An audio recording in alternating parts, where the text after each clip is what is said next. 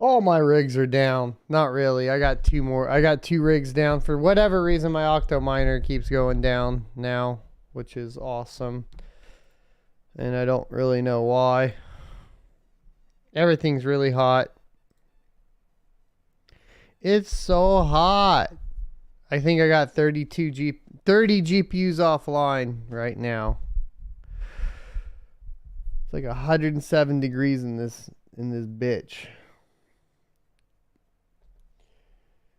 Good morning and welcome everybody to the Crypto Mining Show, your one-stop shop for all cryptocurrency news from the perspective of a cryptocurrency miner. Today, we are going to be talking about tons of fun stuff. Of course, we are going to be deep diving into, as best we can, the merge and its success on the Ropsten testnet. We're going to be talking about the Optimism attack or hack. And then, of course, Mark Zuckerberg's Meta. It should be a shorter show today, which would mean, of course, more Q&A at the end of the show. Remember, super chats are never required, always appreciated, and first to be read. So save your super chats till the end if it is tied to a question.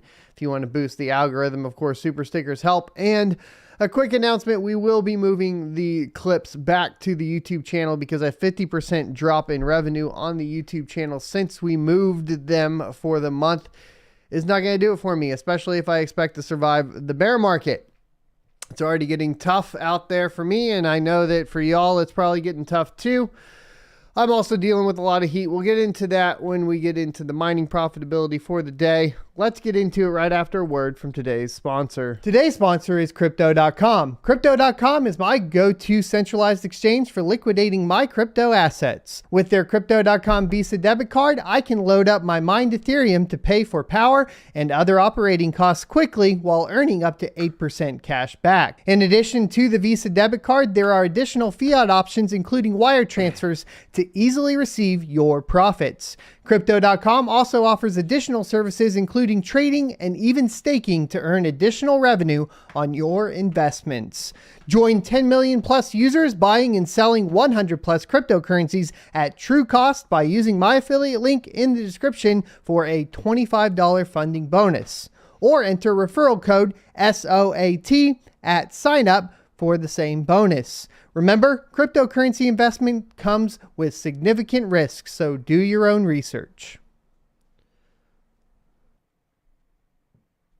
Boom, and welcome back, everybody. So, first things first, I guess this is really short one, but thanks to a viewer, of course, just here earlier in live chat, we were made aware that we have an announcement on Mark Zuckerberg's Facebook page that Meta starts trading today. Specifically, 1 hour ago, he made a post on his Facebook page that says, "We trade under $Meta starting today." Now, I don't know if you guys want to invest in Meta or not. Of course, they've been pushing towards the VR kind of meta realm for quite some time with the purchase of Oculus over at Facebook. I haven't personally been a fan. I don't want to log into my Oculus device with a Facebook login to then play in VR mode. I have trust issues with Facebook, but it is what it is, like these are the paths that we take. And to a certain extent, as far as like Meta's success, I guess there is a lot of potential there. It's interesting, the timing, of course, because as far as the entire cryptocurrency market, it's down. That may be a good sign for a big project like that, though, if you buy something like that and hold it. I'm not a trader, so I don't really have too much of a dog in this fight, nor do I have too much of a dog in the fight of Meta as it sits. But I'd be curious what you guys think about it. Let's get into the Optimism hack, though. $15 million worth of Optimism tokens stolen by an attacker after Wintermute set wrong wallet address.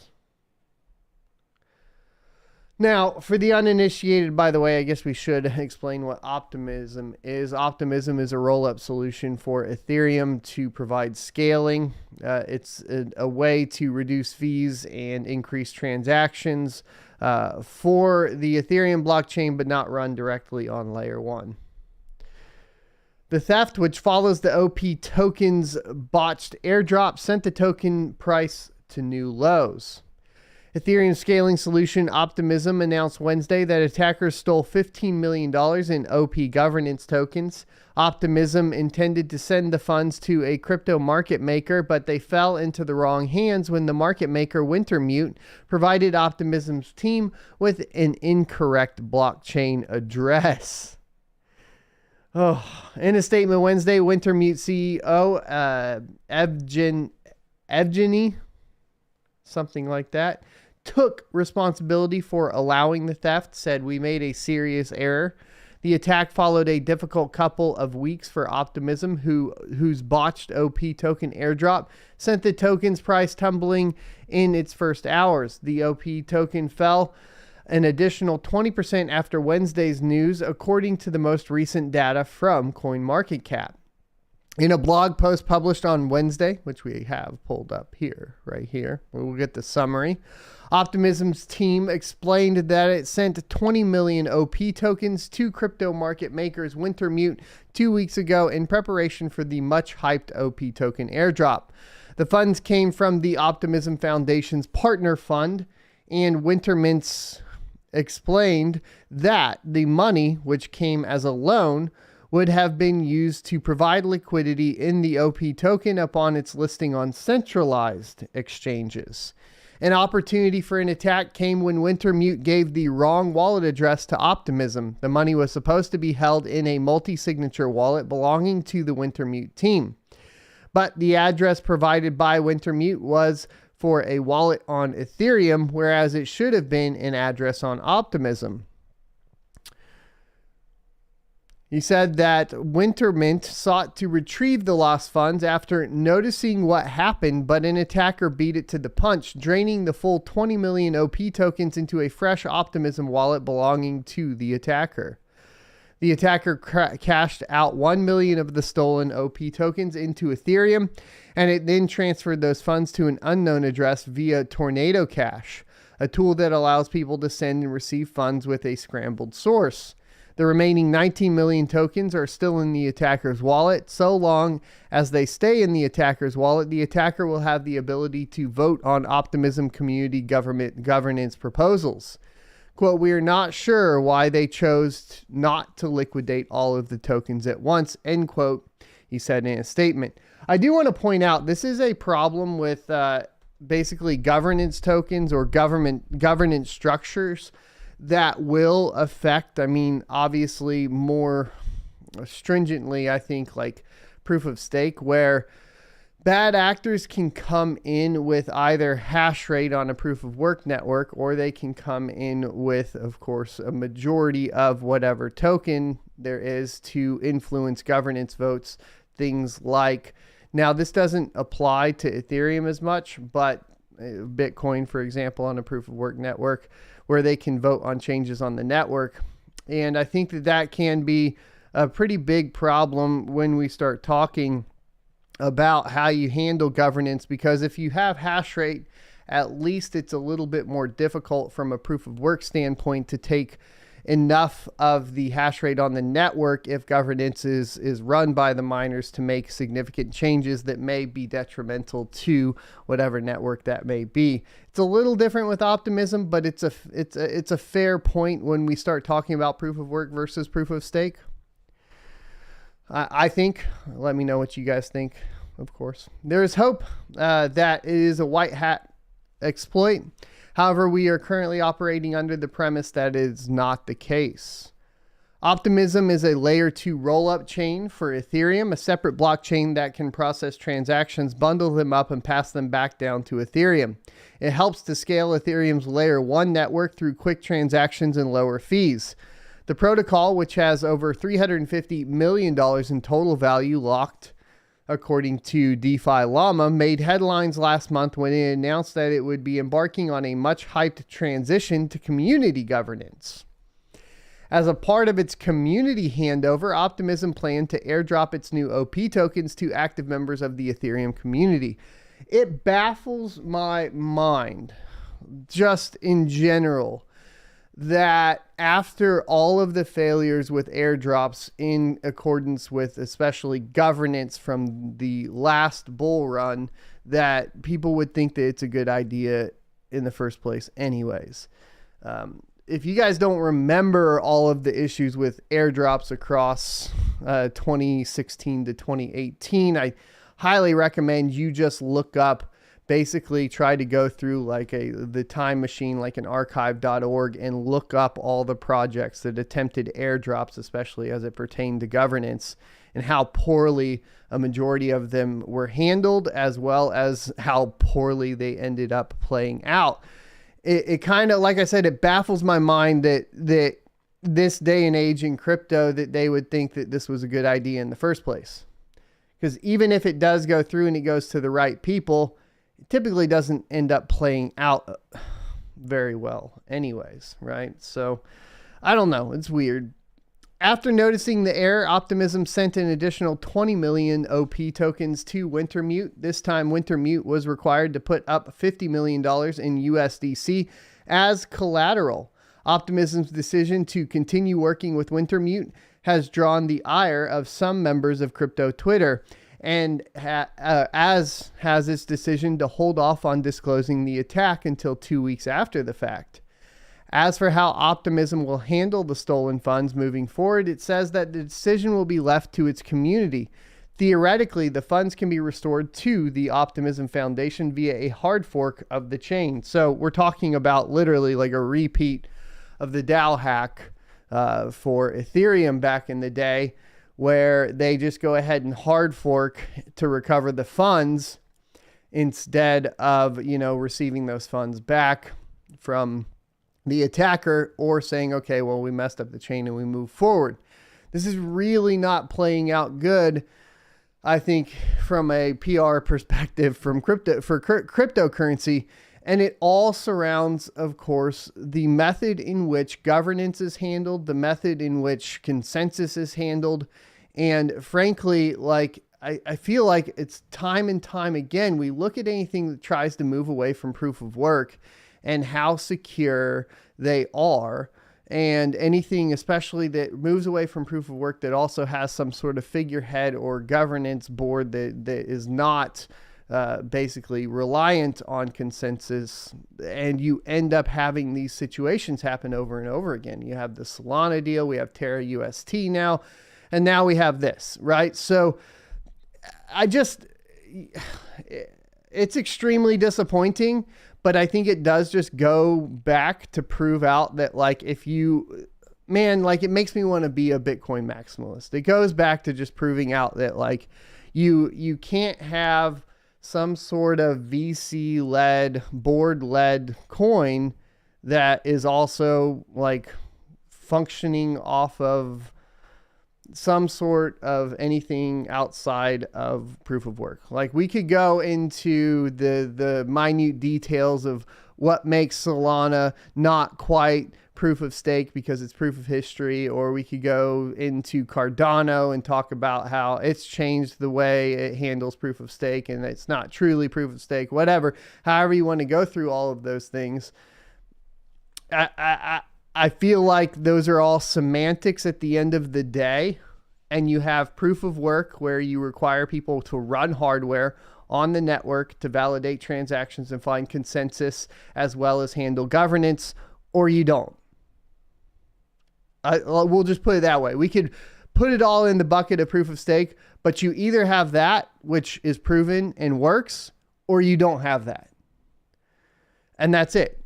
That's kind of what I'm getting to at this point. Wintermute, for its part, says it's monitoring the attacker's address, will proceed to buy OP every time the attacker sells it to make the protocol whole eventually. And, you know, the thing is like they probably are going to fork. It's not going to be good for Optimism. And then if we're looking at layer 2 rollups, you know, for Ethereum, like we know that Ethereum, for example, has pushed off sharding. Now, there is the possibility of dank sharding in the future, right? We covered that yesterday, sure. But their current plan moving forward is to leverage these roll-ups, layer 2 roll-up solutions for their scalability. And the two big ones that were on top is Arbitrum and then, of course, Optimism. So if you're looking at it from that perspective, you really only have Arbitrum left over at this point. And I think moving forward, like recovering from something like this, unless the attacker just decides to give everything back to the developers here, like a hard fork's not going to play out well. It just isn't, right? I don't see it playing out well. Now, they do have this entire, it's linked down below. They have a message to the community. We kind of got a good summary off of CoinDesk, but there is kind of more going on. And I think that's important because some of the details kind of point to some weird stuff going on. And it's covered here by Yov.eth on Twitter, I believe. Hopefully I have the right one pulled up. But he says, interesting, the attacker waited 4 days between finding and exploiting, taking a risk that Wintermute will deploy the proxy during that time to access the tokens. The proxy implementation was deployed 7 days ago, funded via Tornado Cash, and used 3 days ago. The attacker noticed 20 million in OP with no contract deployed. Same address has Gnosis safe proxy on mainnet. Also notices that it was deployed 2 years ago via the deployer's create proxy, which uses create rather than create2. Create only uses the deployer's nonce to set the address. Had Wintermute used create proxy with nonce instead of create proxy, the developer would have used create2 and the attack would have failed. Attacker just needed to skip some nonces to create a proxy at the right address. Asked deployer to create 162 proxies in a single transaction. Number 135 was a winner, taking over Wintermute's address. But here's the odd part. This happened 3 days ago, but the master copy for these proxies was deployed 7 days ago. Funded via Tornado 7 days ago, then deployed the contract, waited 4 days, and hijacked Wintermute's proxy. Why wait 4 days? And the plot thickens. As I was writing this explainer, the attacker delegated the 1 million OP voting power to me. Thank you for delegating. Hint, no, I'm not the attacker, and I don't know who is, but now guessing it's a white hat. So why would it be a white hat would be my question. There's a lot going on here that is under question, I guess, is essentially why I want to bring this up. I think we had one more too here. Hold on. And most of this is coming from the Rocket Chat and Zappa. So I want to thank Zappa for posting a lot of this to give us all the updates that we need here. I think, hold on. Let me see if I had one more set of tweets. I thought, maybe not. Is it this one? Yeah, so this explains why it's more like the DAO hack. This slip up is essentially the DAO hack type moment for Optimism. 10% of the circulating OP token supply is in limbo, except this time no hard fork, it seems. But we are hearing now that a hard fork is probably the way they're going to solve this. But rather a strongly worded message by the affected market. They said you have 1 week to consider being a white hat. In the case above doesn't happen, we are 100% committed to returning all the funds, tracking the persons responsible for the exploit, fully doxing them, and delivering them to the corresponding judicial system. Jeez, I can't talk today.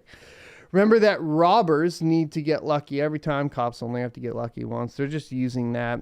This is not a code is law theoretical argument. I mean, it is.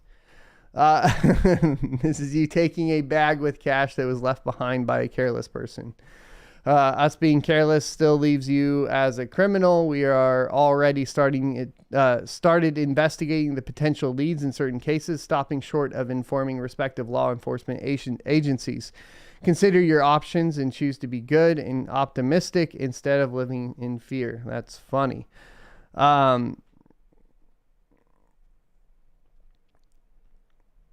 Yeah.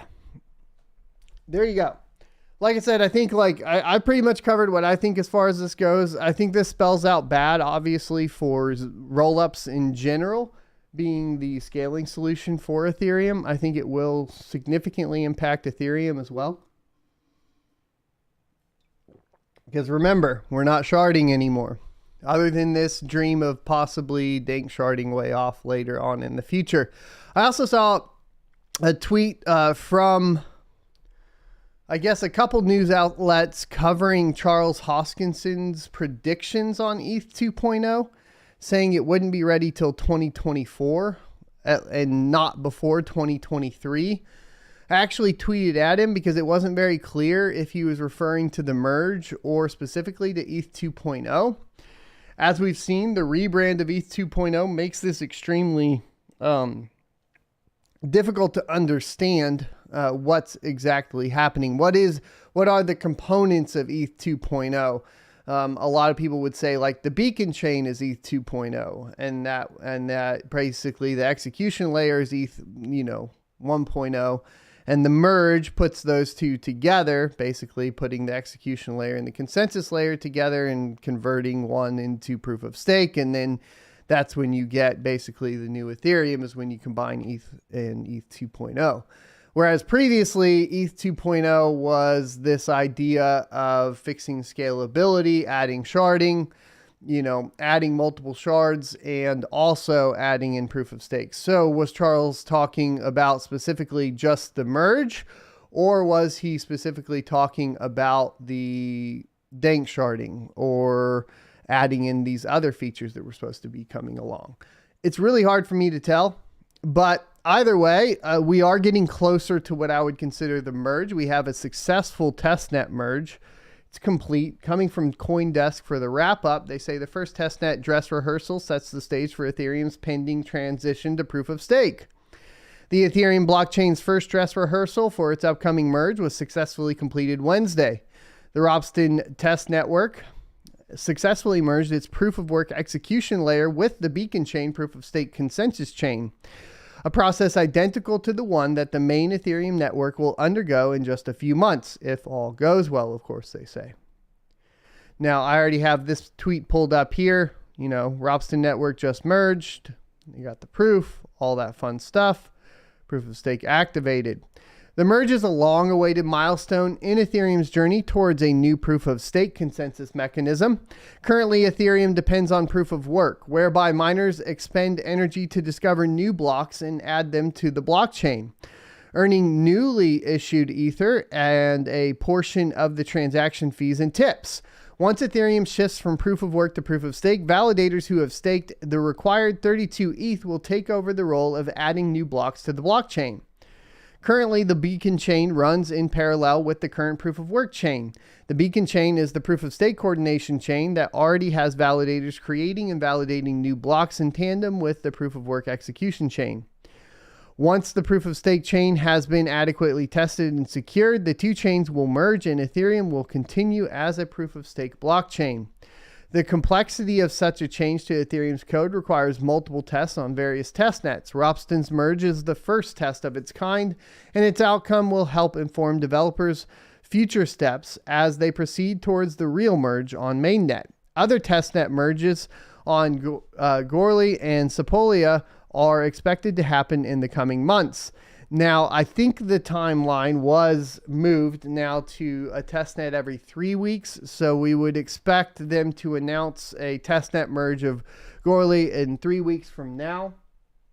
So that would put us in the first week of July, something like that, last week of June. And then from there, closer to August for the last one. And then from there, they said 2 months from August would be mainnet at best case. That puts us outside of kind of the network problems of basically block times. So from the miner's perspective, there are a couple things that could happen, right? One is it gets accelerated back to the 2-week timeline, I guess, potentially, so that they can reduce block times. And in which case, I guess it would have to happen earlier, first week, or probably like, I think by July 15th or something like that, they would need to merge. I'm not really seeing that as a possibility. I think they have to delay the difficulty bomb so that the block times don't get too high. They have said they're accepting of 25 to 30 second block times. Once we start creeping into August, I think the exponential difficulty growth on the network is going to push that block time beyond where they want to be and cause a lot of network problems. They're also just, with the Optimism issues that are going on right now and the potential for that to basically be hard forked and completely crash one of the roll-up solutions for layer 2 that they have going on. There's a lot going on here that I think could end up requiring them to push this out further. Was Charles Hoskinson referring to proof of stake or move when he said ETH 2.0? I don't know, but I'm leaning towards at least some sort of difficulty bomb delay. What does that mean for the miners? It doesn't mean necessarily that proof of stake gets delayed. What it would mean is that you would have higher profits for a short amount of time running up to the merge for proof of stake, because the difficulty would be reset. Because right now what's happening is the difficulty is artificially increasing, hence why profitability in the amount of ETH that you're mining for the amount of hash rate you have is going down. And they obviously don't want that to happen too much because they don't want too many people to start moving off of it. We talked yesterday, a little bit about Hut 8. I highly recommend checking out that video with Hut 8 and NVIDIA. One of the things that we really gathered from that in particular was that they're prepared to move to other networks. The question is if there's really any other network that can support the amount of revenue they need and the easy liquidity in a bear market to be able to survive it, really. And I'm not sure that that's necessarily the case either. What we'll have to see is the difficulty getting high enough on Ethereum to where any other network is more profitable, and putting pressure on large GPU mining firms like Hut 8 and whoever the other two that have been getting these special NVIDIA GPUs outside of the main market, and see where those guys are going to go. And then until then, I feel like it's hard to determine essentially any sort of profitability. I know that Red Panda Mining apparently came out with a video talking about profitability today. There's also been rumors of profitability dropping 90% from other sources. I'm aware of all this. I can tell you it's going to get bad. I can't tell you how bad. 90% maybe. I don't know. But I can just tell you it's going to get bad. And I think the problem is here too, is I think ETH gets bad, right? So let's get into this one brought up by Nathaniel in chat just at the beginning, because this really this opens up some talking points surrounding the move to proof of stake and some of the issues they're going to have. One of the things that I've brought up a couple times is that the problem with proof of stake, especially as it pertains to Ethereum, and I think the reason why they have withdrawals blocked post-merge is not because it's difficult to add the withdrawal factor right into the code. I don't think it's that. I think that essentially what ends up happening is that your revenue on proof of stake, especially right now as it pertains to Ethereum, is extremely low. We're talking 5 to 8% APY. That's significantly lower than, of course, mining cryptocurrency. So your incentive for Ethereum is not necessarily to generate the revenue off of the staking, but to generate essentially the increase of price of Ethereum. And when this happens, essentially what you have is the inverse effect of proof of work. What you end up having is, as the price goes up for proof of stake coins, the security goes down because the people that are staking are more inclined to sell as the price goes up than they are to buy and validate the network. It's the exact opposite of what happens with proof of work. When the price goes up with proof of work, more security goes on in the network.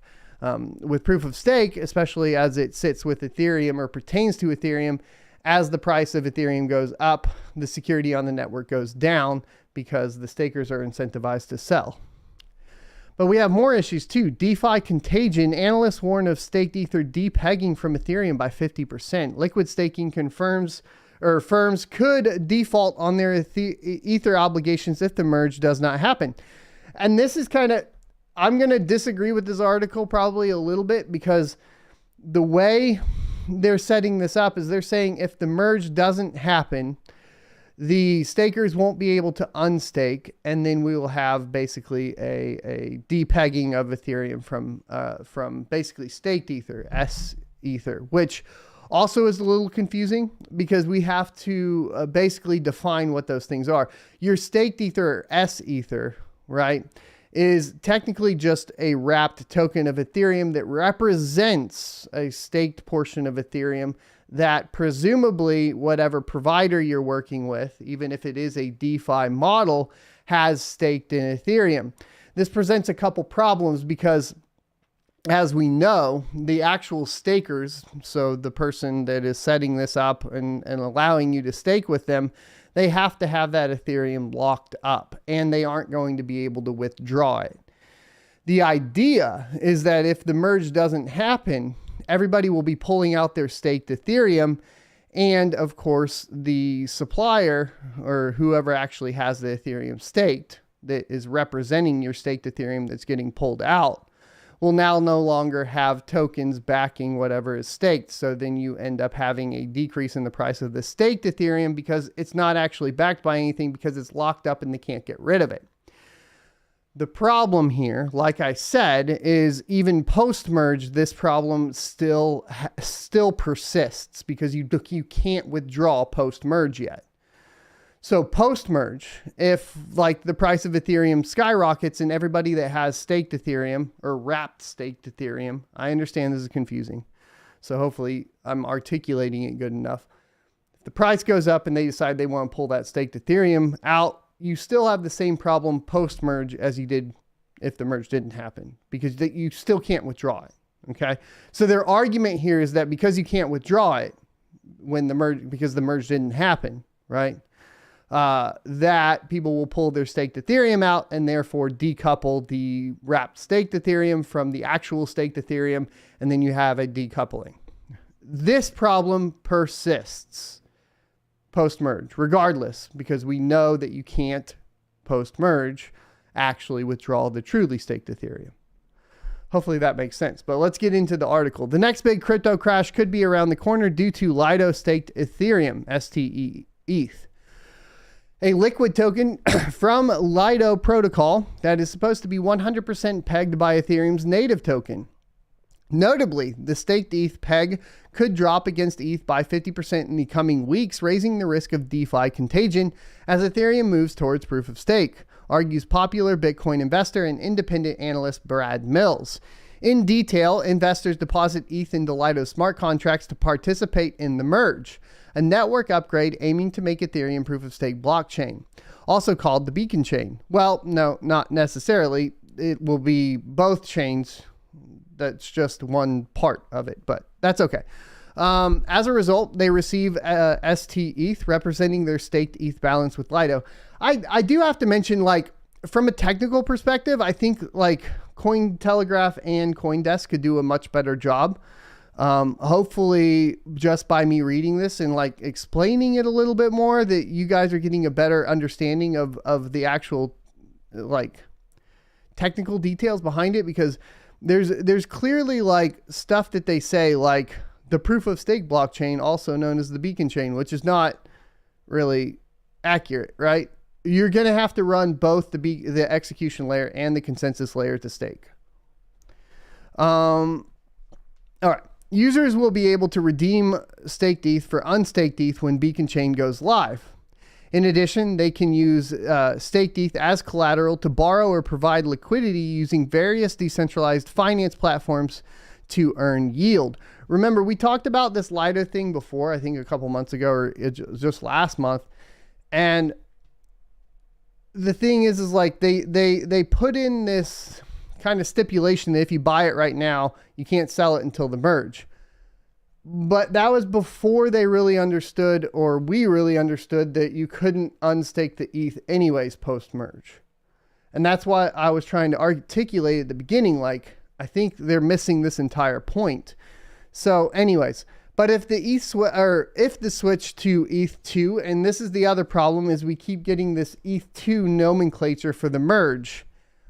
Once again, that's why I asked Charles Hoskinson when he says ETH2, what is ETH2? What does ETH2 mean to Charles Hoskinson compared to like what it means to, of course, like Cointelegraph, which clearly to Cointelegraph, ETH2 means just moving to proof of stake. This could cause massive liquidity problems across DeFi platforms, Mill asserts. Using Celsius Network, a crypto lending platform that offers up to 17% annual percentage yields as an example. Quote, if customers start withdrawing from Celsius, they will have to sell their staked ETH, Mills explained. Celsius has liabilities of 1 million ETH, so 288K or 1,000 are inaccessible until the merge. 30,000 are lost, and 445,000 are staked ETH, and 268,000 are liquid, could cause a run. Regardless of unverified rumors that Celsius could be insolvent, the best way to secure your funds is to control your own private keys, he adds. Well, of course. Staked ETH might not depeg, but the risk of DeFi contagion in crypto bear market is high. Moreover, even centralized yield platforms could face insolvency risks due to their ETH liabilities, argues market commentator Dirty Bubble Media, citing crypto asset management service Swissborg as an example. Swissborg offers daily yields on about $145 million worth of Ether it holds, including 80% exposure in staked ETH, or ST ETH. And it's whenever you see ST ETH, basically think wrapped version of something, basically a token that represents a staked portion of Ethereum. The firm has staked around 11,300 ETH out of its total Ethereum holdings in Curve's ST ETH pool. Then the ETH peg became imbalanced on May 12th in the wake of Terra's collapse, with ST ETH dropping to 0.955 on the day, basically starting to decouple. How is Swissborg paying daily yields on these assets when the yield from staked Ether is locked along with the principal, questioned DBM? And that's a great point, because once again, we're going to go back to this. You have the same problem post-merge because there is no withdrawal ability for these companies. So they can't liquidate it. So they have to push out and say, hey, at this point, like you still can't actually liquidate your ST ETH, right? Adding that it could have the firm exit their entire ST ETH position, thus forcing its ETH peg even lower. Meanwhile, the warnings coincided with a whale dumping its staked Ether position for ETH on Wednesday. And they have basically here, they swapped 19,747 staked ETH to ETH itself.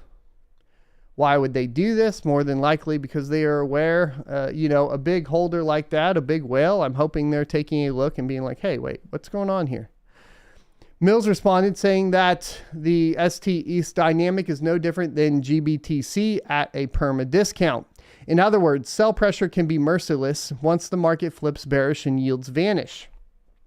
He explained when there's deep liquidity and potential to arbitrage, quants, Wall Street raccoons, and flash boys, I like that, will milk the yield. When the strategy goes against them, they will add merciless sell pressure. As of Thursday, the ST ETH and ETH ratio had recovered to 0.97, still 3% below its intended peg. So it's already depegged a little bit.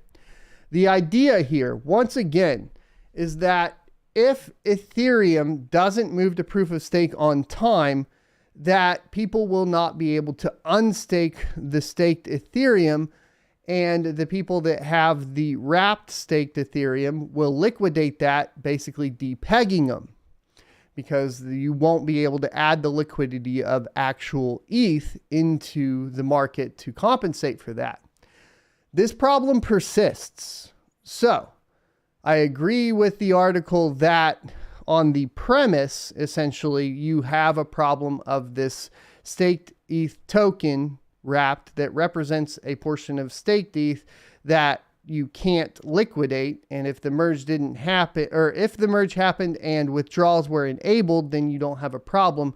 But I say either way, whether Ethereum is able to actually complete the move to proof of stake or not, it remains a problem, because we don't have that ability to withdraw the staked Ethereum that is represented by the staked Ethereum token. So if you have ST ETH anywhere, and this isn't financial advice and blah, blah, blah, blah, blah, blah, blah, I would get it out. Like, I would copy whatever this whale just did. That's what I would do. I don't like, just period. That's how I feel about it. Oh, it's rough.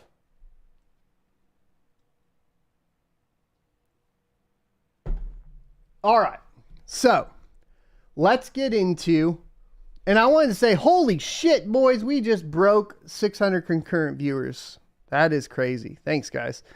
My mining profitability is terrible. I have like 4 workers offline, I think, right now. Look, here's what's happening. Here's what's happening. It's 107 degrees out. I think that peaked yesterday. I'm working on, I have a plan being implemented right now. I have hardware coming in to resolve this. I do not have a way to resolve it until I have the hardware and the time and the ability to do it. It does mean that over the next week, you will have a lot of farm content as I try to at least make the farm solvent or be able to pay for itself. Right now, it's not paying for itself. I'm in a lot of trouble just in general. Remember, we are covering it on the channel. I'm completely transparent. I'm going to show you guys when we don't make money. I'm going to show you guys when we make money. I'm going to show you how much we made, how much we're losing, all that sort of stuff. We go over my profitability every day. We're dual mining Ethereum and Zilliqa right now. And I have 4 rigs offline. We're doing about 0.047 ETH a day at around 4 gigahash a second. I have basically 700. I have more than that. I have for sure just in this rig, 700 ETH offline. This rig just went offline. It looks like it's probably pausing from heat. I bet I could almost guarantee that. The 5700 rig is offline from heat. The 5600 XT rig probably offline from heat. I have a few rigs that are not being impacted by heat. Obviously, one of the reasons I really like the 1660s is I don't have heat issues and that sort of thing with them. I have heat issues on the RX 6000 series rig. I have heat issues on the 5600 XT rig. I have heat issues on rig 09 here. You can see 2 cards offline. We have basically this entire rig offline. So, it's not easy. And once you get into the summer of Texas, last year in the summer, we had no issues and we had the same amount of power almost online.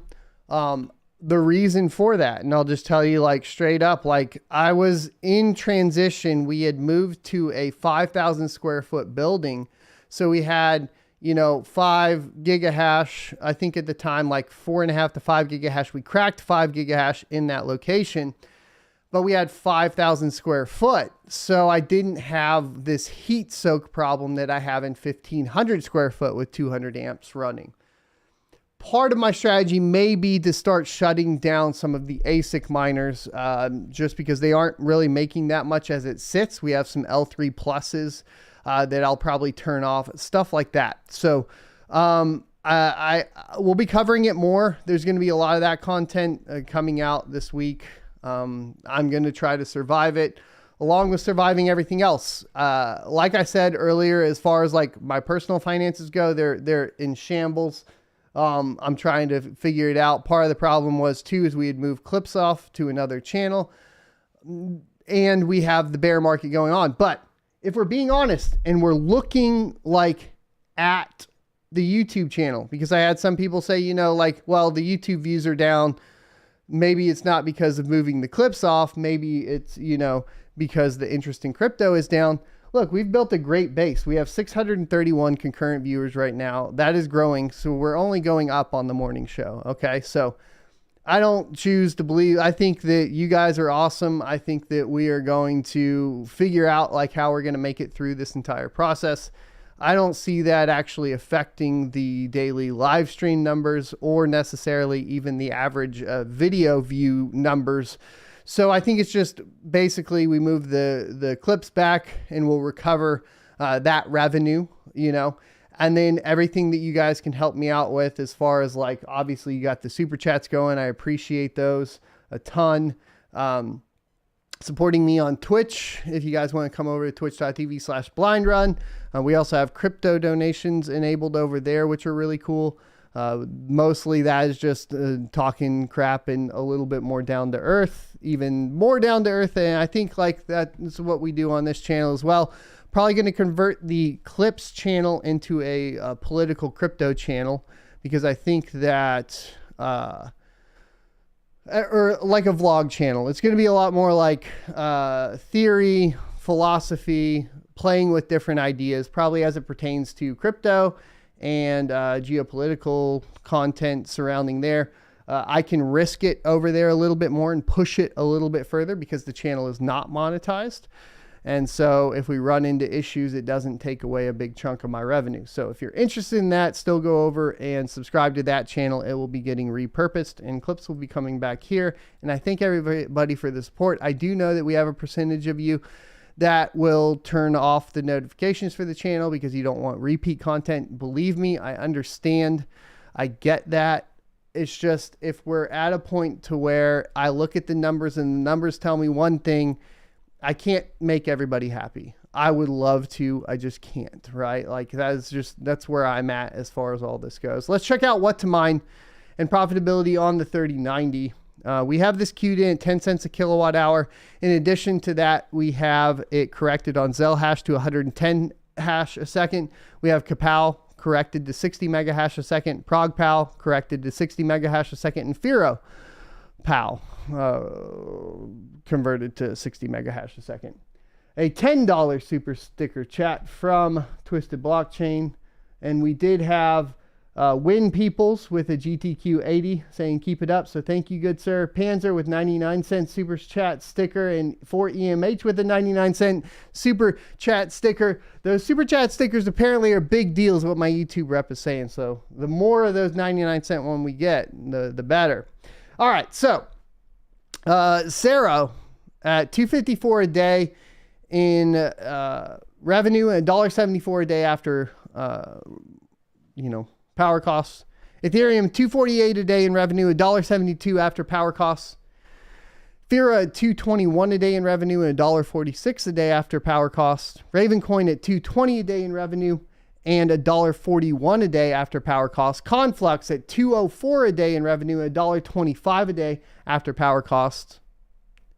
NiceHash ZEL hash $2.01 a day in revenue, $1.31 a day after power costs. Now, I will show you guys something here in a second. It does look like Ergo is making a lot more than what to mine says, but it's getting confusing. But Ergo's at $1.93 a day in revenue and $1.30 a day after power costs, and Ethereum Classic $1.80 a day in revenue and $1.03 after power costs, while Flux is all the way down here at $1.79 a day in revenue and $1.09 a day in after power costs. Of course, mining it on ZEL or on NiceHash is more profitable. Ryo at $1.71 a day in revenue, $1.09 a day after power. So one of the things that I was looking at, and we'll pull this up here. If we pull up like a, I don't know, let's just go 3090 and scroll down so we have the same thing. One thing that's been popping up lately, two things that are interesting. ETC hash on mining rig rentals. That's Ethereum Classic, not Ethereum, at $1.82 a day. That's interesting because we're having a rental increase in Ethereum Classic. The other thing that's interesting is that we have 2 miners here on Ergo at $1.58 a day, right? Compared to if we looked at what to mine's Ergo cost, it was $1.30 a day. This is the same power consumption. So 2 miners for Ergo does look to be up as well. These are obviously like the best. It's hard to navigate all of this unless you like go through and look specifically on all of these, but there are some trends that are interesting. Like I said, the ETC one, the other one that's interesting is the Equihash rental and mining rig rentals as well, is actually beating out Ethereum right now. And that's something to take note of for future market moves. So you have essentially, at this point, mining rig rentals for, I believe this is, hold on, let me pull this up to make sure I'm correct. Yeah, that's Flux. Flux through mining rig rentals is the most profitable right now. So once again, you have Flux that people are basically trying to stack up on by renting hash power because it's cheaper to rent hash power than it is to buy the Flux directly. And you have the same thing happening on Ethereum Classic. So future market moves for proof of work coins, if we're looking at them and these are basically traders. Whenever we look at rig rental operations and when they're paying out more for particular algorithms, what you can determine is that is traders. So that's the market saying, hey, I think this coin is going to be good. What are the 2 coins they're focused on? Flux and Ethereum Classic. What are the miners focused on? Well, the miners clearly seem to be focused on Ergo. So this is really interesting. You have 3, you have 2 that the market are telling you, right? Your trading market. You have, once again, Flux and Ethereum Classic, and you have 1 that the miner market is telling you they want. Now, this actually makes a ton of sense if you look at it completely objectively, right? If you look at Flux, they have basically the most partnerships out of pretty much any other proof of work coin. They have a functioning Web3 system where you can actually do stuff with, not just like people that they're selling to, but you can participate in their Web3 functionality, that sort of thing. It makes a lot of sense. If you look at Ethereum Classic, then what do you see? You see essentially the ability to easily migrate dApps over from Ethereum to Ethereum Classic post-merge. And it's proving out to be like one of the easiest ones to liquidate and actually move funds around with, and its integration with MetaMask and so on. So you got that. Then when you look at Ergo, it makes a lot of sense that miners would be pushing towards that and kind of keeping that price up, because why? Well, because from an infrastructure standpoint, Ergo is the easiest coin to run.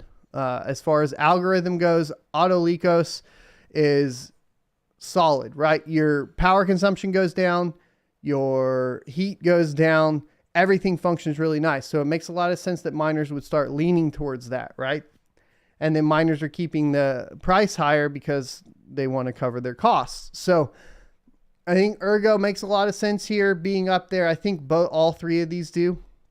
And I think like if you keep paying attention to this, we're starting to see things shake out, right? Will it be completely indicative of where people go to post-merge? Not necessarily, but I think these are good signals to take a look at. Let's take a look at hash rate though, so we can keep understanding everything that's going on. 237 exahash a second on Bitcoin. So we are up another 2 exahash a second. We are also, to be clear, 10 exahash a second over what the previous predictions were. So remember, in January, a lot of these big companies that run their predictions on total hash power, etc., were saying that the Bitcoin hash rate, due to the bear market and the crypto winter, was going to go down to 227 exahash a second. We are now, not even halfway through the year yet, and that's proving out to be incorrect. We're already 10 exahash a second over the predictions. So it just goes to show you that like you shouldn't just listen to like what a lot of these people say, because you have to pay attention to what's actually happening. And once again, like, this does mean the difficulty on the Bitcoin network is going to go back up. We had a slight drop, of course, over the past week, which was, unexpected, and then it shot right back up. Now, that's probably a moving around of equipment to a certain extent. We also know that a ton of cryptocurrency mining companies have essentially a ton of parts on order that were on order from last year that aren't getting delivered until this year. It is putting miners in a very, very tight position. This is why we're seeing the liquidation of the Bitcoin, right? And until the miners are able to stabilize themselves, there is possibility essentially for the price of Bitcoin to continue to go down, because as much as the whales do matter when they keep purchasing, people like MicroStrategy, Michael Saylor or whatever, they're just purchasers, right? And they're purchasing from the miners. But if the miners are unstable and they're generating and minting the new coin and they have to sell that right away to cover power costs and upgrades and all of that, then you end up with the possibility of course, the cryptocurrency to continue to go down. As much as people would like to say that miners don't have an effect on cryptocurrency, they are the number one effect, and that is proven true by the super cycle of Bitcoin, where when the halving happens and the minting reward is cut in half on Bitcoin, the market goes up. So this is how it functions, guys. And when miners are in a tight spot and they have to sell to cover their costs, price go down. Every time. Ethereum. This isn't anything new is what I'm telling you. Don't get that scared. Ethereum's at 1.07 petahash a second. No real changes from yesterday. Ethereum Classic. Let's take a look. 25.75 terahash a second. No changes from yesterday. But the rentals are going up. Interesting. Thanks for the super chat sticker, $13.99 Aqua. Let's take a look at Flux. Flux is at 1.57 mega solutions a second. No real changes there. Obviously, they still have their spikes going on here. Two more biz, blah, blah, blah. Two more biz having the spikes is always interesting. I wonder why. It's Canadian. I don't understand that one. I don't understand why that one spikes that much. I don't understand why renters are going there. Maybe you guys can enlighten me. Let's take a look at Ravencoin. I don't suppose much will change there. 2.77 terahash a second. And let's look at, what else do we want to look at today? What did we forget? Ergo. Let's take a look at Ergo. Ergo is at 15.35 terahash a second. Mining pool profits for the day or past periods. Last 90 days, F2 pool in first, mining pool up in second, Ether mine in third. Last 60 days, crazy pool in first, Ether mine in second, F2 pool in third. Last 30 days, crazy pool in first, Ether mine in second, nano pool in third. Last 21 days, ZET in first, F2 pool in second, mining pool up in third. Last 14 days, ZET in first, nano pool in second, mining pool up in third. Last 7 days, mining pool up in first, F2 pool in second, crazy pool in third. Last 3 days, mining pool up in first, F2 pool in second, Ether mine in third. And for the last day, crazy pool in first, ZET in second, F2 pool in third. Let's take a look at ASIC miner profitability, and then we'll get into questions and answers. ASIC miners, boom, boom, boom. And miner E9, not out yet. Let's go down. KD6 is what we usually look at first. 2604 a day after power. You got Zergpool Blake over here on the IB link, BM1. Interesting. I haven't found one of those yet personally. Antminer L7, about 1947 a day. KD5, 1674 a day. Go down to the S19 Pro. It's back up, thanks to Digibyte, to $9.30 a day. I want to say thanks for the super chat sticker from Sean Voltaz. Thank you, good sir. Let's get into questions and answers. Remember, super chats never required, always appreciated, first to be answered. And of course, that's because they're the easiest to read. Tagging at Son of a Tech in orange turns it orange for me, which makes it easier for me to target. So there you go. And then I showed a chat there. Your neck is thick. I've been working it out. I don't like getting choked.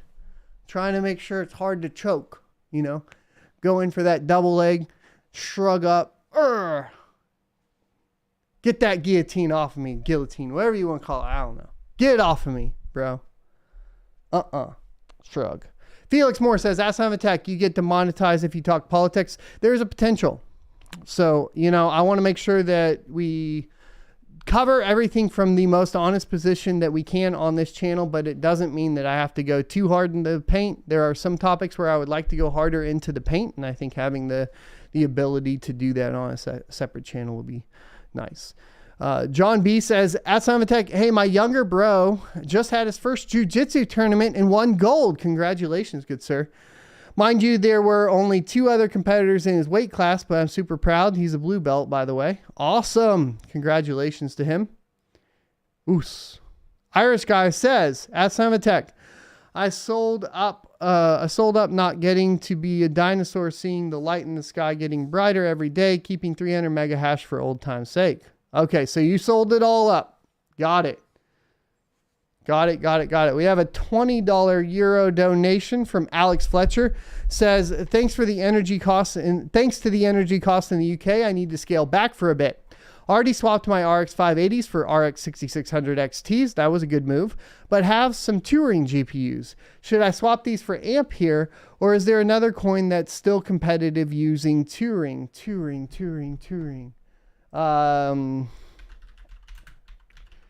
We're talking 20 series, right? Or is that all the way back to 10 series? I'm always bad with the names. That's 20 series. Put them on Flux, bro. Oh, but you're UK. Fuck. Sorry for the cursing. I just thought about that.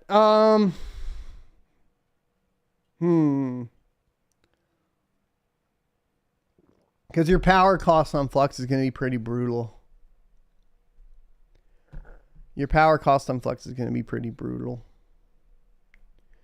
I mean, maybe just go find that in the Great Hash Rate Migration Discord. There should be a link in the Ergo coins page for their most efficient Ergo. I mean, for really high power costs, you probably do want to aim at your Ergo. I don't know. Let me know what you guys think in the comments and live chat about that idea. If you're suffering really high power costs and you want to avoid those, do you just start migrating everything and swapping out for the best Ergo card? Papa Lip says, at some of that, couldn't find the B-hole sticker to send. Oh yeah, are you guys team tight or team loose? Bill B says, ask Attack, can we get an AMD card profitability? Sure, it's a little hard to actually do that because they don't put all of the coins in there right now. But if we did like a 6600, look at this. You got to do log wood coin right there. Skine. I guess I need to add this to my what the hell is that list. Ethereum at 51 cents a day after power on the 6600. If we scroll down, what are we looking at? Just ETC as expected, 34 cents a day after power. But they don't really list all the coins that well. Ergo down here at 28 cents a day after power.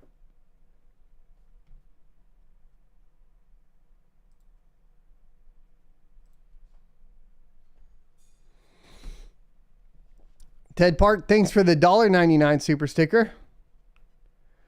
AAG says, ask Tech, did you see the red panda mining video? No, I haven't. I heard about it already, though. It's depressing AF. Basically saying the daily revenue for a 3080 will be 7 cents and power prices will take out most of the miners. I think that power prices will take out most of the miners. I do agree with that.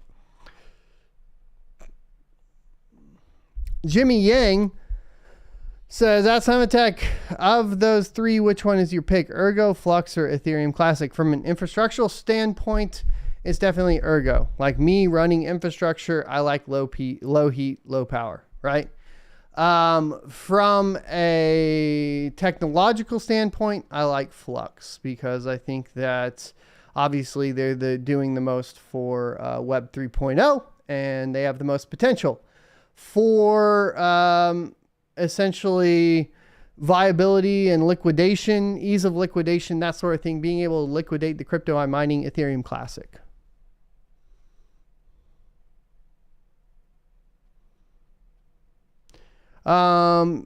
Let's see. Irish guy says, that's having text. So NVIDIA has been doing dirt on retail miners selling special cars to 3 farmers. Yes, that is what's been going on.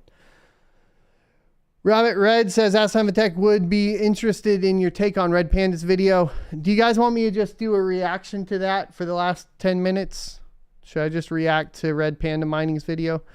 Miner says, Tech, why don't you like the 3070 Ti? From what I can tell, says spreadsheet, it seems like the third efficiency. I talked about that already before. I do like the 3070 Ti. Initially, I did not on initial tests. Thanks for the $9.99 super sticker from the Retro Av. The DBI guy says, Tech, can you roughly explain wrapped tokens? I still don't fully understand. I am going to link you the best video I got for that, okay? It's called like So Many Coins.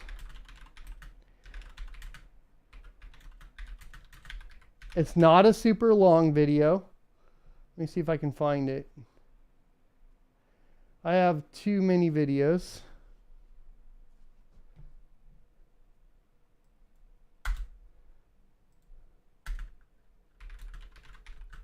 Thought it was called So Many Coins. Maybe I'm wrong.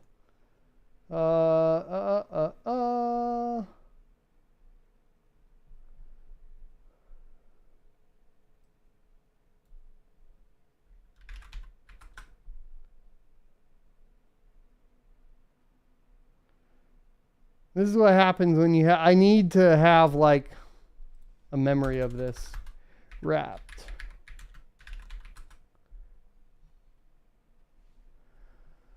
Oh, because that's wrapped 2, and that's wrapped 2, and that's wrapped 2, and that's wrapped 2. Dang. Hold on a second. Let me go look right here. I'll see if I can pull this up for you. Maybe I can't. It's pretty old at this point. And we have thousands upon thousands of videos, boys. So, a wrapped coin, though, very basically, very basically, is this, okay? You take essentially you take a certain amount of whatever that coin is, and you lock it up. And what that provides is a representation of that coin on another blockchain. So for example, you would have Flux wrapped in Ethereum. It would be a wrapped version of Flux on the Ethereum blockchain. It doesn't interact with the actual Flux blockchain. It interacts with the Ethereum blockchain, but it's Flux on Ethereum. Same with Binance. You have wrapped Flux on Binance. You have wrapped Ethereum on Binance. I have a full detailed video. I'll try to find it again that goes into depth about how that works, though. All right, so you guys want to react. So we're going to get a reaction going. We'll go to Red Panda Mining's video. We'll react, and then I'll have to be done with, of course, the show. All right, so let's see what kind of math he's got going on, boys. I'll leave a link to the video, of course, in chat. Let me make sure all the audio is working. A great day in this video. This is not going to be like a hopium. All right, so let's go to desktop. I think that will have it up there for you guys. And then let me get the link for it. Let's copy that out. Let's react. Tell me, Red Panda, how bad is it? Hey guys, RPM here. Hope you're doing well and having. Oh, coming from BitPro. Okay. This is not going to be like a hopium, copium, whatever term people use these days. Video in terms of. Oh, I think. How's the audio levels? Are people going to be sticking around for mining after the Ethereum merge? This video, I found a blog post that pretty much puts it into perspective, including the math in terms of how much of the daily issuance of these coins put out right now, as of right now, when, I guess, Ethereum moves away from proof of work to proof of stake. And it's looking pretty detrimental in terms of the daily, like the dollar value. And so what I wanted to just go through in this video is just read through this whole article and just give everyone, I guess, essentially food for thought, or actually real math of what is going to happen after the merge that is coming up pretty soon. And you can see my face. This video, it's a reaction, right? Might be a pretty dire video. I don't mean to come off that way. You all know my YouTube channel is, I'm extremely bullish, positive on GPU mining. But for those that are actually wanting to see or just see the general numbers after the merge, then this video is for you. So let's go, guys. I need a prenup blog post article, which I'll have linked down below. You don't need to watch my video. You can read if you're more of a reader. Link down below. You can read the post. You don't have to listen to my voice. But this video is sponsored we want by your perspective. Optiminer.com. If you guys are interested in server cases for GPU mining, I am. They're sending me some. Ultra Plus and Optiminer Mr. X12 RPM. Ultras. I'm getting you guys some. Have probably seen the reviews on my channel. Use offer code RedPanda Mining for $50 off if you're interested. I turned it up, John. They accept crypto for payment and also wire transfer as well. Thank you, Optiminer.com. So this article is on bitproit.com. GPU mining profitability post-merge. Will GPU mining end after the merge, formerly called ETH 2.0? Here we are in 2022, and the merge is still 3 to 6 months away. And mind you, this article that I'm reading here was written about almost a month ago now. So the numbers that we are seeing might be a little bit different, but I'll explain that in a bit. Just like it has been for the past 4 years, it's practically a punchline at this point. But despite the countless delays, we are really approaching the finish line. The beacon chain has been running for years. Millions of ETH have been staked. Testnets have been successfully merged, and I know we have all been hearing this for years, but our team has been following the Ethereum development closely, and they are legitimately very close. What's the big deal anyway? Miners will just mine something else. It's not like the first time a coin has been lost to GPU miners, and everything turned out just fine before, right? There are lots of other choices, and other mining calculators show the profitability for ETC, and Ravencoin is still pretty good. Sure, you will technically be able to mine something else, but it won't matter. When Ethereum turns off the lights, there are going to be no good options left. This isn't mere speculation, this is math, and the math isn't pretty. So, without further ado, let's do the math. Right now, in mid-2022, things are a little tight, but most GPU miners are in the green regardless of what they mine, and there are lots of good choices. A 6x RTX 3070 rig will pull about $8.60 a day on ETH and $6.25 a day on ETC. If anyone was facing a 28% cut in profitability and profits post-merge, it would be rough, but it would be survivable. But that's not what's going to happen. For anyone to understand why you must look at the big picture, all mining income is based on a simple formula. Price per coin times block reward times daily blocks equals total daily income. The block reward is a number of coins rewarded for finding a block. The block time is the amount of time between each block, and from this we can determine the number of blocks produced per day. Taking ETH as an example, 1,975 per ETH times 2.01 block reward times 5760 daily blocks. That's around $22,865,760, almost $23 million. That's the total amount of income all miners share every single day. Now, let's do the same thing for ETC. It's the second biggest coin, and if it puts out a comparable total income as ETH, there will still be plenty to go around post-merge. Cue drum roll. All right, here we go. So they say here $24 per ETC right now. 3.1. I wonder if they're going to bring this up, but like obviously a big part of this that we've already addressed before is we don't know what the price discovery on these other networks are going to be. And price discovery will happen regardless, and it will be basically driven by the miners, just like everything else in cryptocurrency for price discovery is driven by the miners. Per block, right? Per ETC block times 6,000 blocks per day equals 400. So the reason, okay. So the reason, and this is the reason earlier I was talking about seeing what the traders are renting hash rate to obtain, i.e. Flux and Ethereum Classic. The reason they're renting those out is what they're expecting is miners to move to one of those two networks and drive price discovery up. And then that way they'll have a huge return on, of course, their investment. That's exactly why I brought that up. So just $49,004 a day. All right, that's being issued out by to miners. Goes along, he says, ugh, not even close. We're not even in the same galaxy as ETH. We're 2 whole orders of magnitude off here, but there are lots of other coins. So if the total aggregate income between them adds up to a nice healthy number, things will be fine. Let's survey the landscape of GPU mineable altcoins. All right, guys, so you can see just as of right now, the issue is, I didn't know Ergo was so high on this list. Ergo is extremely high for being so new. Already beating out Ravencoin? That's interesting.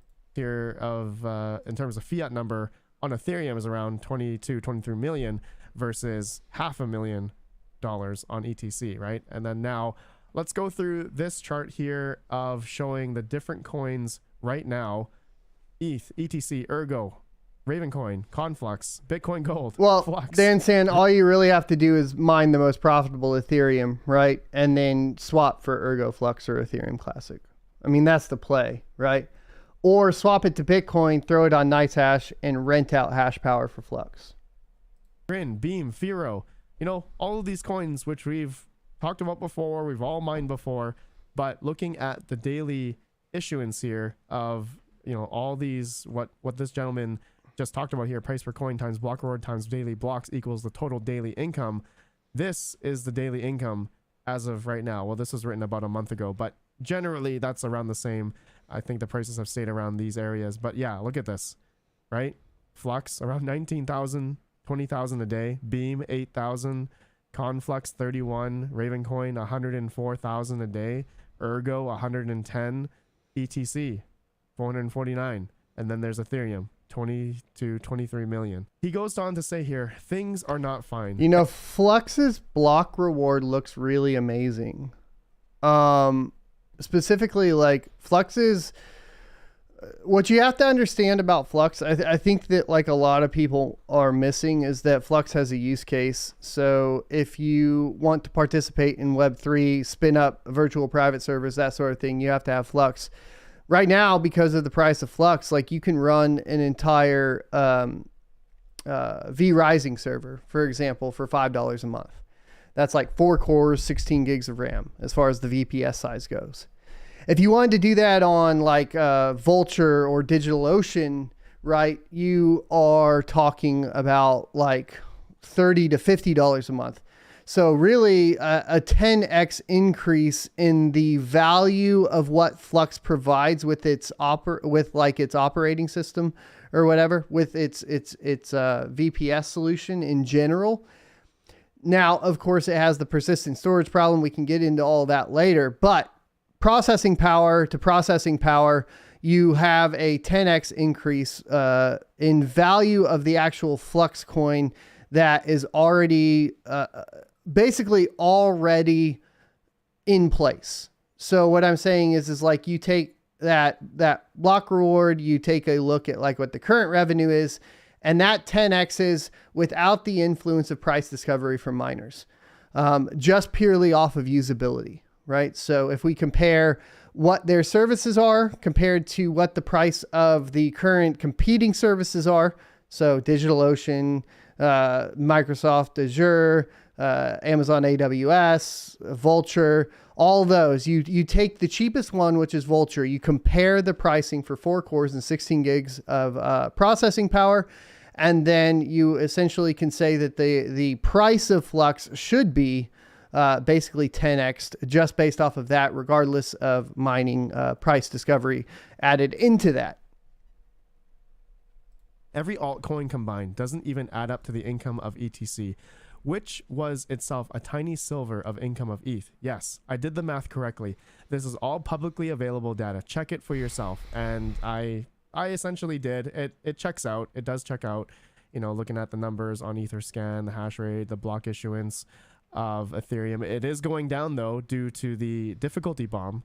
So it's actually getting worse and worse. The issuance of Ethereum, the daily income that everyone is, you know, that we're all garnering, the piece of the pie, is actually getting less and less now as I don't know anything about as the Eyelash. block difficulty bomb is putting out less and less blocks, as you guys can see here, right? It used to be like average around 64, 65.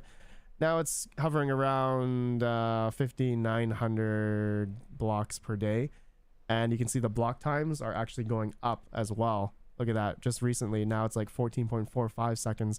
So the network for Ethereum is getting slower and slower. And so the issuance is getting less and less, right? If that makes sense. Okay, going along. That's due to the difficulty bomb. That may change, of course, if they decide to reset the difficulty bomb. Was off by 50%. It's still game over. It's like the Titanic is sinking and there's only one rickety old lifeboat to share. There is no universe where almost everyone doesn't drown. This is why I hate mining calculators with a burning passion of 1,000 suns. If they're your primary way to predict the future, things don't seem so bad. But mining calculators are not showing you the relative hash power and income of the various coins when they show you all these alternatives to ETH. They lull you into a false sense of security. Without ETH, GPU miners are screwed. The total amount of income available to all the GPU miners is going to drop by 97%. History is not a useful guide of what comes next because nothing like this has ever happened before. In the past, when GPU miners lost LTC, Litecoin, Zcash, or XMR to ASICs, they were just one small part of a very big pie. This situation is completely different. This is like the whole pie vanishing overnight, and miners will have to fight for the leftover crumbs. It is essential to understand this. This is an unprecedented and catastrophic reduction in income for GPU miners. To put this in perspective, let's walk through the potential scenarios of how this actually plays out. We still must make some assumptions and approximations first. Rough calculations based on the total hash power suggest roughly 10 to 15 million GPUs are mining. Use the 10 million number that puts the average income per GPU at about $2.36 per day. This suggests that the average GPU is an RTX 3080. So this is being very conservative. Certainly the amount of hash power is ETH ASICs, but given that they can mine ETC as well and all other coins add up to practically nothing, we can ignore that factor. Unfortunately, in this case, ASICs get to share the lifeboat. A warning, the numbers are going to be so shocking, you will probably think to yourself that they must be wrong in some way. They are not. So going along, guys, these are now scenarios that... If price discovery is not driven by miners, then why is the entire market driven by the halving of Bitcoin? BitProIT.com is mentioning here. So the best case, in this oversimplified best case scenario, nothing changes between now and the merge. All crypto prices, total hash power, and block rewards stay the same. On the merge day, all GPUs divert to other coins. 10 million GPUs are now left to split approximately 775,000. Average income per GPU, 0.0775.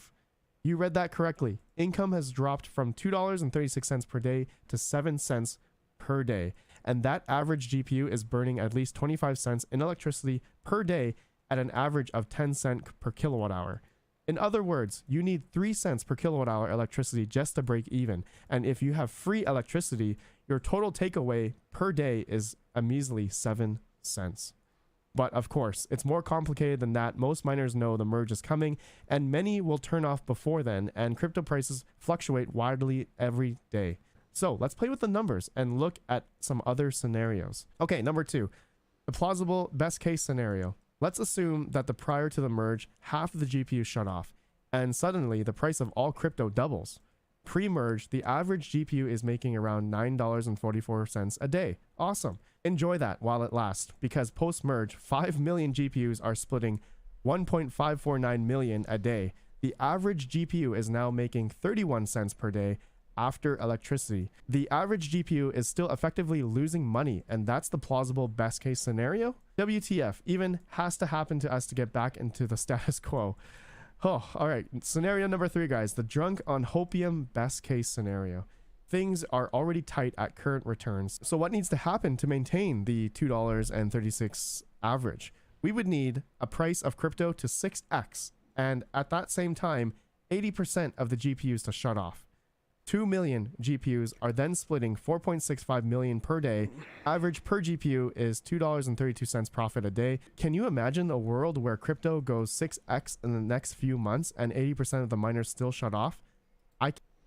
I already gave you that case, and it actually plays out perfectly because the answer would be Flux, and currently based off of the math of their competing solutions, they have the potential, they are worth 10x of what they currently are as far as the price goes, and only NVIDIA GPUs would be profitable on them. So considering the fact that a majority of the hash rate still appears to be Polaris GPUs from AMD on the network for Ethereum, I think that this is completely plausible. Yes. Can't. This isn't happening. All right, next scenario. Number 4, the plausible worst case scenario. Let's take a plausible worst case scenario that pre-merge, the price of crypto drops another 25%. And despite that, the only 25% of miners shut off. Average income per GPU, 7. Exactly, Patrick. That's why I bring up the use case for Flux in particular, because as a cloud solutions guy by trade, like, I'm aware of what the costs are and where it offers its specifically in relation to the price of Flux, where it offers its value. Sense, just like our current base. The takeaway here is that even though the base case was contrived and oversimplified example, there are very realistic scenarios where that number still plays out. The last scenario here, the miner Damerung, I'm assuming this is like European German or something, I can't say that, so sorry if I butchered that. Miner Twilight, aka worst case scenario. Okay, just for fun, let's imagine how bad things could really get. The price of crypto drops another 50%. And despite that, the hash power never declined. The average per GPU post-merge is 3.5 cents. That's 50% less than the base case. But if we're being honest, it hardly even matters. Half of effectively 0 is still 0. The takeaway here should be clear. Realistically, there's no good outcome for miners on merge day. A miracle needs to happen to keep things the way they were. Winter is coming. Winter's here. Guys, let me know about these scenarios if you think of time. Let's say $1.50 a day revenue on average per GPU. We'd need crypto prices to be stable, to stay stable, and 94% of GPUs to shut off. If we're heading into a crypto bear market and prices drop by another 50%, we need 97.5% of the GPUs to shut off. If you actually need to pay for electricity, realistically, 99% of the other GPUs need to shut off. No exaggeration. That's really what needs to happen. The average miner won't survive this. Even the most dedicated 1% of miners will barely scrape by, losing money every day until only 2080 Ti's would survive on Flux with the increase in price in Flux, B. Kelly. That's what I would think. Something like that. Get to this point. Miners won't be able to just mine something else near term. By now, it should be very, very clear that the average miner won't be able to just mine something else, and make no mistake, this must happen. This will happen. The math insists on it. The choice every miner will need to make is how long they can stand to lose money before they throw in the towel. Even if you turn off your rigs off, GPUs are going to lose the tremendous amount of resale value every single day. So hey, Brian D, thanks for the $10 super chat. You're losing money indirectly. How long will it Winter take for in 95 Australia, to 99% nice. of the GPUs to peel off? Hard to say, but I think there will probably be a very steep decline up front and then a slow bleed of miners giving up one by one when they fed up with losing money for weeks or months on end. This isn't like proof of stake where you can just hold onto your coins and pray that the price recovers. Miners need to pay to play, and all of the altcoins combined simply cannot afford to pay. This is going to have significant real-world consequences. I've been really taken back by the prevalence of the sentiment that miners can just mine something else. That's not going to happen. Businesses that were profitable the day before will be wrecked overnight. Lives will be ruined. Personally, I saw this coming a mile away and sold all my GPUs last year, but I'm still very sympathetic to the pain this will cause. Oh, this definitely hurts here. This definitely hurts, guys. Okay, going along. GPU mining is here to stay. Still hopeful for long term.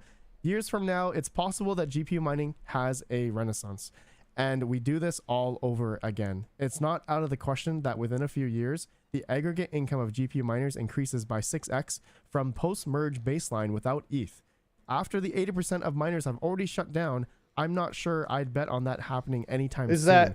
But I can. You guys keep saying he's buying GPUs, so it's possible that this catastrophe salts the earth. I haven't seen that yet. GPU mining is effectively dead from a profitability perspective and remains a niche hobby for I the think rest of lives our are going to be lives. Where's the ruined GPU by a lot miners' more than just resistance? GPU mining. Time will tell. Before I conclude, allow me to step onto my soapbox for one last moment here.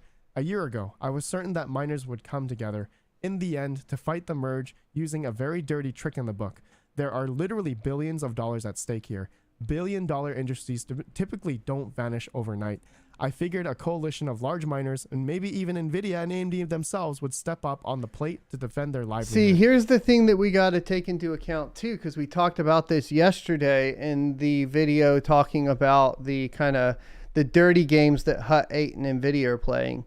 Hut 8 even went on to say that they are in good with the Ethereum devs. So there is something that large miners on Ethereum, there's a reason, like I said yesterday, they're not participating in things like the hash rate migration, etc. And it appears to be tied to their specifically to their relationship with Ethereum devs. Now, we don't know what that relationship is. We don't know what's being talked about behind the scenes, specifically as it pertains to the merge and how it's going to affect these large miners. But it's clear that they're somehow financially incentivized to remain on the Ethereum network all the way through the merge. That, or they're aware that the merge is not happening near as soon as the Ethereum devs are trying to make us think it is. And small miners around the world would rally behind this effort, and it would make Bitcoin block size war look like a walk in the park. Because this wouldn't just be a fight for the path forward, it would literally be a fight for survival. And here we are on the eve of the apocalypse, and there are just crickets. All that most miners seem to care about is surviving another day, mining ETH, and then dreaming of a future where they'll just mine something else at just a bit less income, completely ignorant of how dire the post-merge situation will be. I think the reality of the situation is that despite the POS advocates want everyone to believe, GPU miners are so legitimately decentralized that getting them to do anything together is like herding cats. Even the largest ETH miner, accounting for, let's say conservatively 5% of the hash rate, is a small fish in a huge area. GPU miners never stood a chance against the concentrated wealth of highly coordinated whales that desperately want POS to happen so that they can pump their bags with virtually zero effort. I hope that magnificently blows up in their face because they've created something truly beautiful here before they threw it under the bus. I think 5 years and we from did now, a video on that as well. You should and be able to clearly point to the merge from two as miners where things went off the rails in retrospect. I agree with that. I definitely agree with that. The irony that the coin that created the most successfully decentralized proof of work network is the same one that kicked it to the curb is almost too much to bear. It's straight out of a Twilight Zone. They've practically achieved the impossible, and it's so disappointing to see almost with no one with the means, motive, or opportunity cared enough to fight for it.